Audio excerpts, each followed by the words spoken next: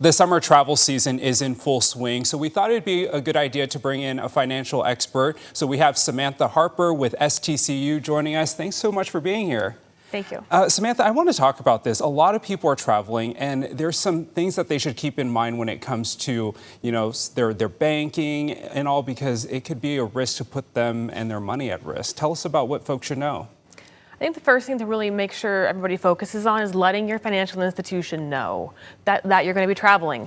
We all want our banks to identify unusual transactions and flag those. So if they don't know that you'll be traveling, they might inadvertently flag those as fraud, and that can be a headache for you when you're traveling. Right, because then what happens if they are flagged? Does that mean their card could be locked? Exactly. Their card can be locked. They'll have to contact their institution and get it unlocked. It can be a pain, so you'll want to make sure you let them know. It's also nice to have a second form of payment just in case. If that happens or something gets lost or stolen, having a backup can make sure you can continue your travels without having to have those headaches right then. Yeah, imagine trying to contact your bank and you didn't buy the international plan on your phone. It could be a headache. Okay, so now you're international, you're abroad, and you've notified your bank. What else should folks do? Because there's some, steps that they can take while they're abroad to keep their information and their money safe as well.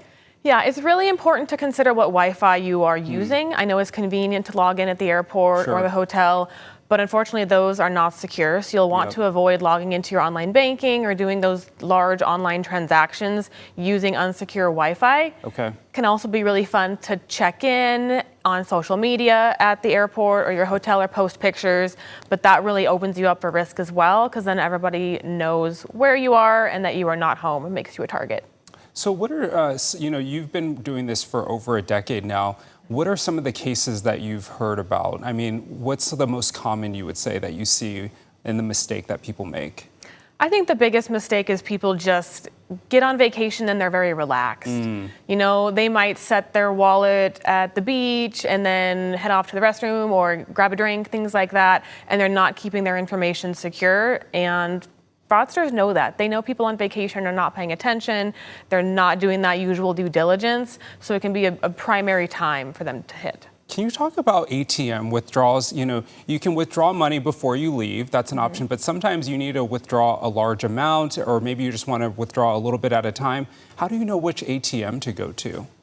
I would suggest finding a financial institution where you're at. Avoid the ATM at the convenience store on the corner. Find a name you know and use that ATM. Oftentimes they'll have one in the drive-through or in the lobby even for you to use. Those ones you're gonna have the best luck with being secure and not have those cards be compromised. Okay, Samantha, anything else that folks should know?